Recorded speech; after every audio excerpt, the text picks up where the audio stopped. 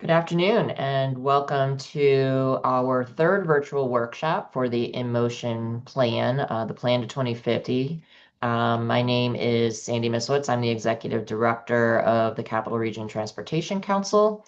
Today's Lunch and Learn session is kind of focused on draft strategies that we plan on incorporating into our regional transportation plan. I'm going to walk through just some introductory slides quickly. The bulk of today's conversation will be focused on the strategies. So once again, who we are. We're the Metropolitan Planning Organization here in the Capital Region. We assign federal funds, transportation funds, to plans, programs, and projects.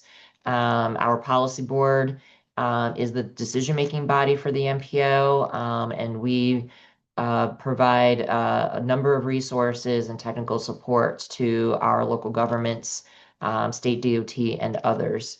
Our membership includes the four-county area of Saratoga, Schenectady, Albany, and Rensselaer, and we have members including CDTA, NISDOT, other state and regional agencies, our 8 cities, and a range of local governments.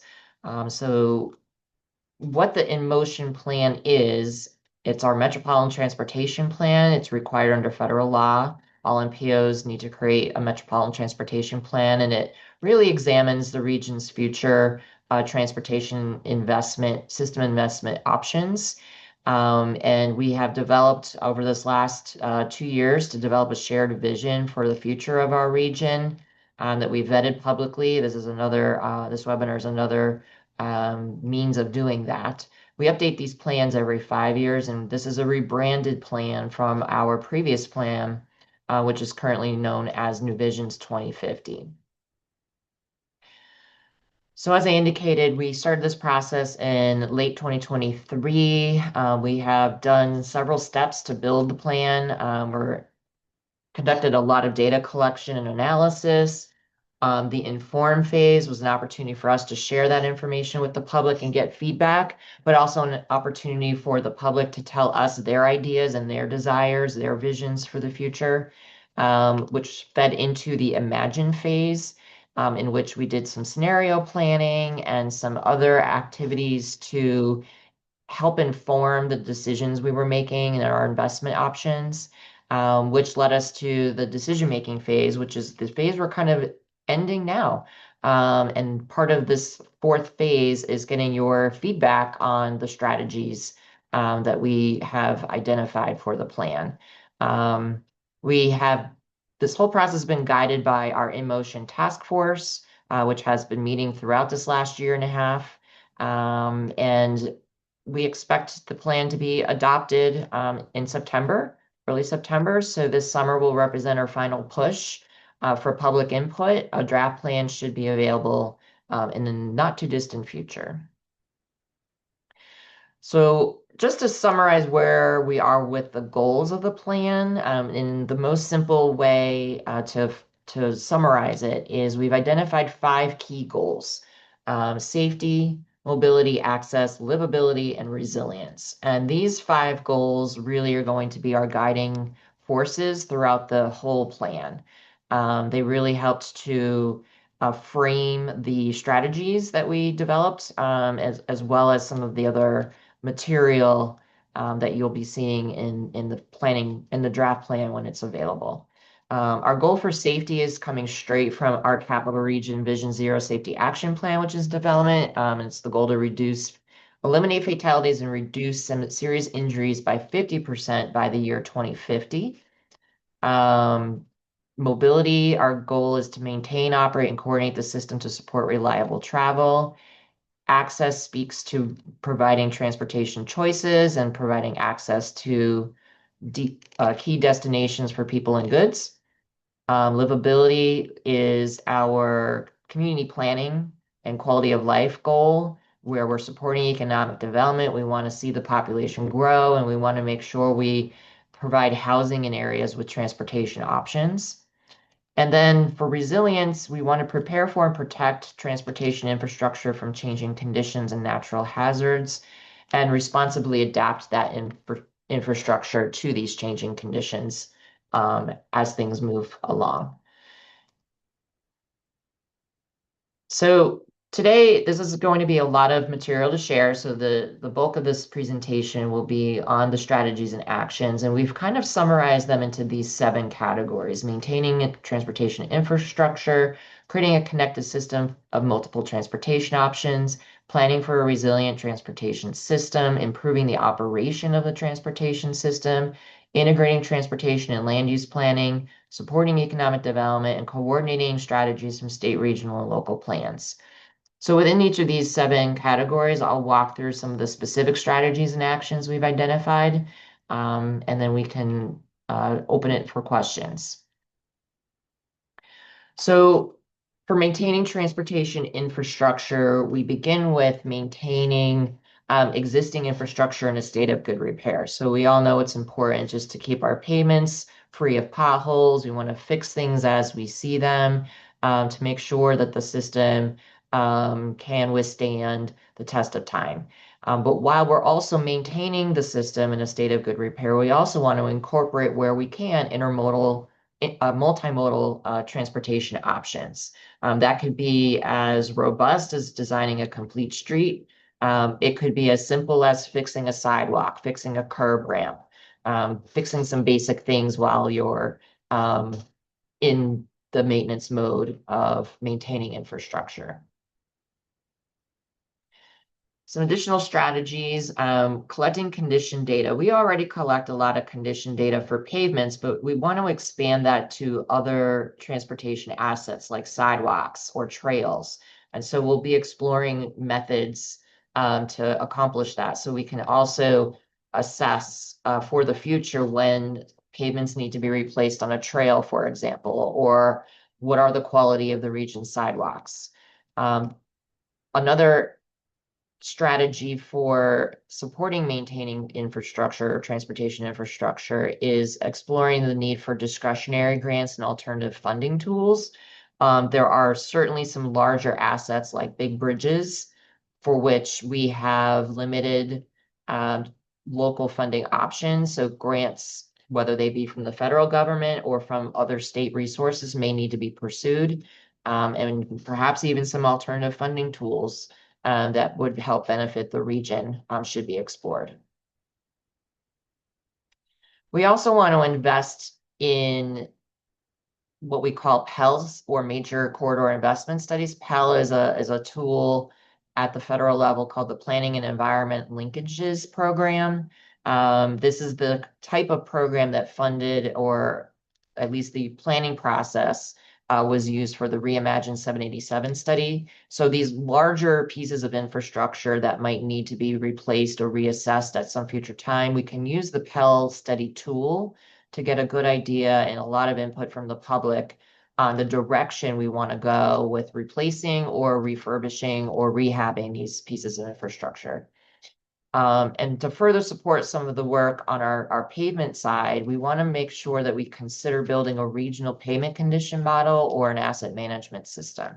We have a pretty good, the state of New York through DOT has a pretty good modeling system for statewide pavements, state road pavements, but we want to expand that to make sure that we are looking at our region comprehensively if we can. So moving on to the next strategy or collection of strategies, creating a connected system of multiple transportation options. We want to plan for and continue to plan for an active transportation or a complete streets network. We already have a capital region trails plan, but we want to take that plan a step further by sort of designing a street network that supports complete streets and active transportation. You know, there's a lot of community plans that have bike and ped infrastructure on different pieces of roadway, but what we want to do is connect this to create an integrated regional system and make sure that that regional system is prioritized in some way when funding opportunities arise. Along with that, we're trying to continue to encourage complete street policy adoption in local communities. We have a lot of communities that have done that already, some using different tools, but we want to continue to support that work as it's important to ensure that we're providing multiple transportation options as often as we can, given the context of the different community types in the region. It's not a one size fits all. A rural area may have a different type of a complete street than a larger city like Saratoga Springs. I mentioned our Capital Region Vision Zero Safety Action Plan that's nearing completion, and that plan is going to really drive the strategies we'll be implementing related to safety, and particularly emphasizing vulnerable users as we're defining it. Vulnerable users are bicyclists, pedestrians, and persons with disabilities. There's a wide variety of other types of definitions.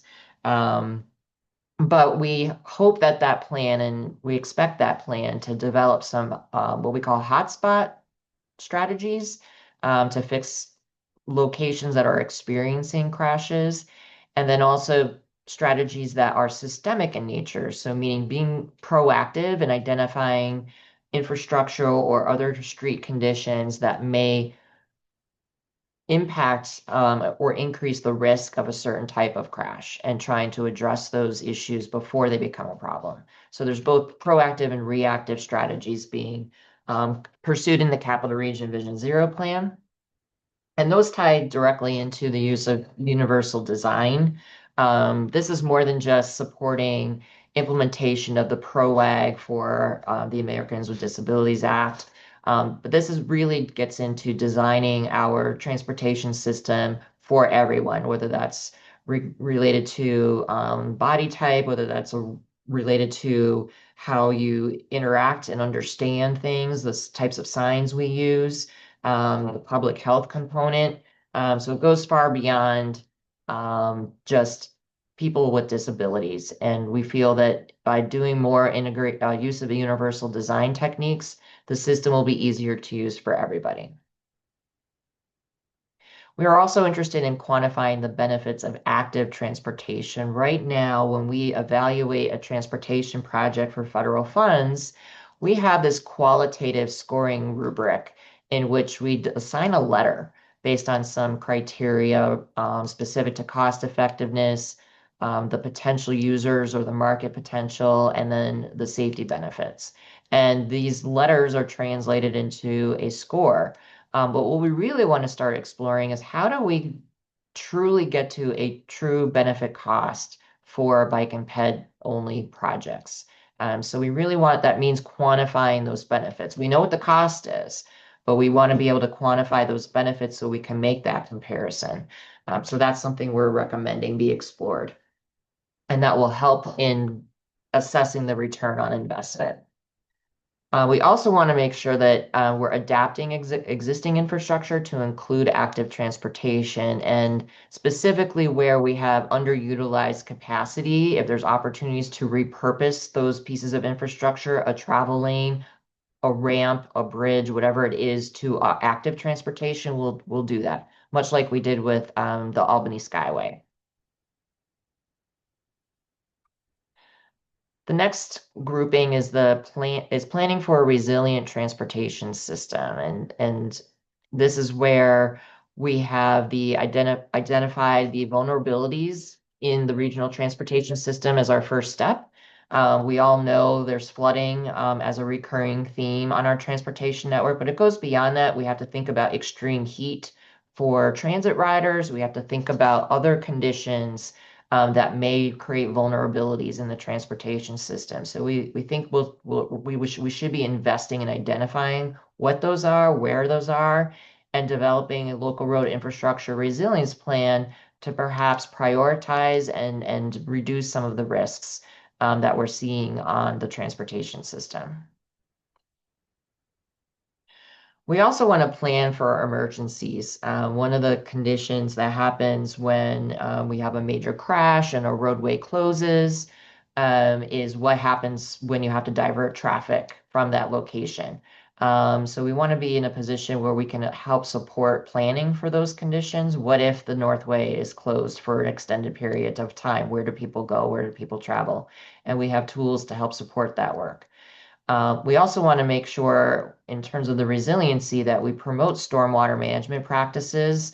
There's stormwater design manual available from state DEC that relates to the transportation system, green infrastructure, these sorts of tools and techniques. And we want to make sure we promote those more and more because they will help with dealing with some of the flooding conditions that we may have in the region, or at least help to mitigate some of the experiences we have. And then we want to continue to plan for alternative fuel vehicles as we try to address climate change in the capital region through the state's climate law. So certainly providing the infrastructure that we need to support alternative fuel vehicles is an area that we hope to continue to pursue. In terms of Sandy, really quickly, before we get to the next section, just a quick question from Charles Welge. Thoughts regarding integrating health impact assessments in projects? Yep, that's definitely on the table in terms of the tools that we'll be looking at for quantifying benefits. Absolutely. Any other questions, Adam? Nope, just wanted to sneak that one in there. Thank you. Nope, no problem. So in terms of improving the operation of the transportation system, we are seeking to promote and implement the use of what we call transportation system management and operation strategies. We already have here in the capital region a congestion management process and a companion planning document that outlines what these strategies are. But what they really speak to are the technical initiatives, signal improvements, the use of our transportation management center to help communicate when there's a traffic issue, transit signal priority, these sorts of technology solutions that can help to manage our transportation system better, improve reliability, and manage traffic flow. So that's a subset of strategies that we feel is important to be pursued in the region and may be an opportunity area for our region, as not as much investment has gone into our traffic signal technology as it could. And we're just starting some work with state DOT to work on improving the traffic signal systems in the region. And along with that, we want to coordinate with NISAT to update our regional ITS architecture, which is just a fancy way of saying, there's a flow of information that comes in through these technologies, and how do the different entities communicate with each other, and what does that process look like? So this is something that the state, we believe, will be updating in the next year or two, and we're certainly supportive of that. We also want to develop a traffic signal and technology program. As I just mentioned, I think there's a huge opportunity in our region to update signals, add new technologies to signals, expand the types of technologies we use or have available to us in the region, because there's a lot that can be done to manage our traffic flow better, just with better traffic signal technology. And that will be an area that we believe would be a key strategy. We also want to think about planning for automated vehicle infrastructure and advanced air mobility. Every time we talk about advanced air mobility, we kind of get chuckles, but the reality is these freight drones are already in use in the United States. There are drone technologies being tested here in the Northeast already that maybe are just a few years away from being brought to market. And then automated vehicles are being used in other parts of the country already, and they're slowly going to be infiltrating the region as well. So we just need to be prepared and plan for the supportive infrastructure that's needed to make these viable transportation options. Another way we can support the operation of the transportation system is by developing what we're terming the Next Generation Transportation Demand Management Program. This is our program currently known as Capital Moves, in which we try to encourage single occupant vehicle drivers to choose a different way to move around the region. And I think we're at a point now where we're ready to refresh this program and think about different ways, different tools, different incentives that we can offer to folks to make different choices.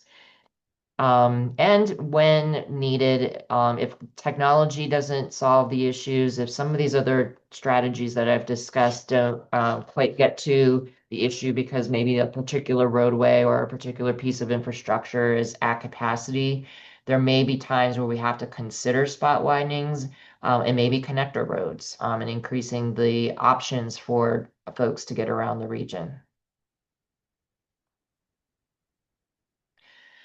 Our RMPO has long been supportive of this integration of transportation and land use planning.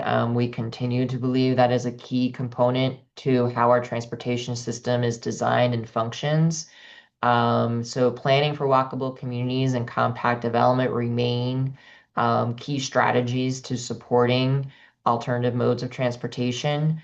The more we spread out with our built environment, the harder it is to serve with transit, the harder it is to walk to things, and the harder it is to use a bicycle.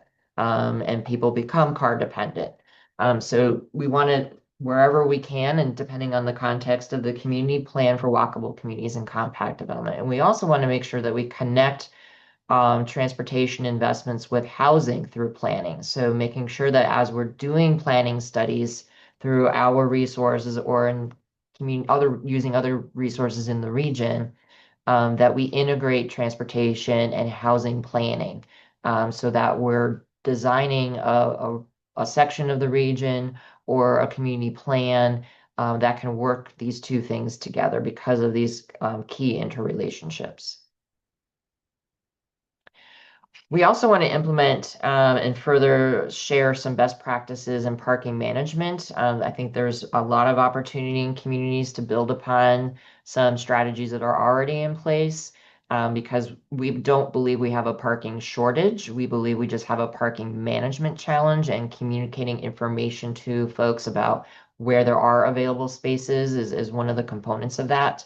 So I think there's some technological solutions to some of this, as well as some other land use solutions and zoning solutions that we think would be helpful to pursue. And similarly for managing curb management practices, managing how delivery vehicles utilize street space, and other types of vehicles, Uber drivers and taxi drivers who may be dropping off or picking up a customer. There's different ways you can manage street space to better reduce the traffic congestion or conflicts that may arise when a stopped vehicle is in the street along the curb doing a delivery or making a drop off or pickup. We want to encourage intermunicipal community planning as well. You know, we are in a home rule state, as most folks understand. Each community has a lot of land use control, but we want to make sure communities are working together because the issues that we're facing don't just stop at a single border. So the more we can work together and expand our thinking beyond just the municipality's boundaries, the better for the region. And we also want to take steps toward freight efficient land uses. Increasingly, it's challenging to site distribution centers, whether they be large ones or smaller ones. And more delivery distribution centers are being sited out in Amsterdam and Montgomery County, Fulton County, Outer Rensselaer County. So if there's opportunities, at least for some smaller facilities that can be more centrally located, that can reduce trips by trucks, particularly traveling through communities, the more that will help the region's transportation system as a whole. And then we certainly are supporting and supportive of economic development in the region. We know there's a lot of initiatives already going on and certainly more being planned in the tech, public health, education, government sectors. There's a lot of ideas and opportunities on the table. While we're in our way to support that, and one of the first things we want to do is update our regional freight plan. We want to make sure that goods can be moved through the region efficiently and on the roadways that we want the trucks, not necessarily the roadways we don't want the trucks. So, you know, updating that regional plan will be important. We want to assess access to job centers and see if there's enough options that are affordable for folks to reach their jobs. And make sure that when we're citing job centers, that they consider their co-location, again, with areas that have transportation options to begin with. And we want to make sure that the system's affordable. So making sure that we plan for affordable options. Maybe that's for walking, maybe that's for biking, whatever may be affordable to that particular person. We want to make sure that there's enough options available for folks um, in terms of their overall household travel budget to have enough options.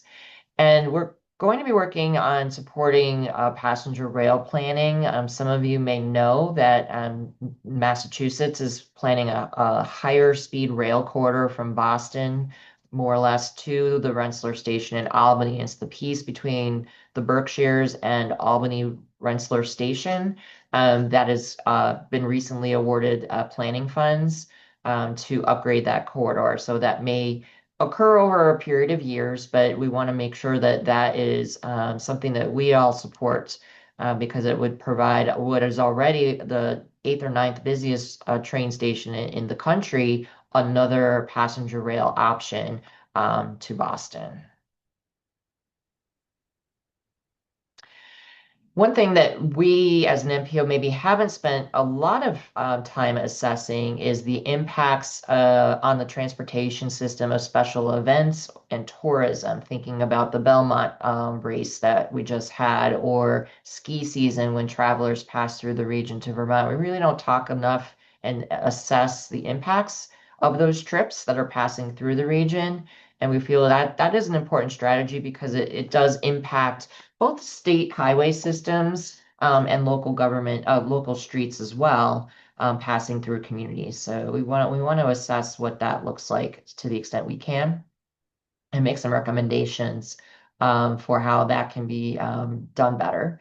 And then planning for first and last mile transportation, whether that's from a mobility hub like Gateway Plaza in Schenectady, from the Rensselaer train station, from the airport, wherever these points of um, mass drop-offs are. We want to think about the range of transportation options available there, whether that's a bike share bike, it could be a car share or the drive program vehicle, it could be simply having transfer points for other buses. But addressing that first and last mile transportation is an important strategy moving forward. And this final category of coordinating strategies from state, regional, local plans, this is a detailed diagram to kind of show there are a lot of types of plans related to the transportation system created by a lot of entities in the capital region. At the top, we have this In Motion plan, which is our regional transportation plan that coordinates closely with the New York State Transportation Master Plan being developed as we speak by state DOT. And we expect that plan to be released for public review in the not too distant future. And these two plans work together in concert with other topical plans created by the state DOT, CDTA, and even us as the MPO. And then additional plans created by local government entities like our linkage program, those planning and environmental linkage studies like Reimagine 787. There's numerous plans with lots of strategies and actions. And what we're trying to say by this particular strategy is that we're going to look at these plans and coordinate any planning initiative that may be related to these topic areas to at least by reference note what those priorities are and to make sure that the strategies are being coordinated and implemented to the degree we can. So that was a very quick summary at a high level of the different strategies. Where we're at now in terms of next steps, we have a survey that is now open for getting your input and the public's input on the draft strategies. You can see the survey link if you go to www.inmotionplan.org/participate. The pieces that we're still assembling for the draft plan include our financial plan. So how are we going to pay for the plan? Um, our performance measures, and we're expecting to have a full draft plan available by the beginning of August, which is the date of our August Planning Committee meeting, at which point we believe that the plan will be released for formal public review, which is a minimum of 25 days. And then we expect to adopt the plan in September. And while we're in this final phase of public engagement on the plan. This summer, we're going to be out and about in the region at various events. Tonight, we're going to be up in Saratoga Springs at Treehouse Brewing, partnering with our consultants that are leading our Vision Zero safety action plan. But we'll be there tabling about this in motion plan as well.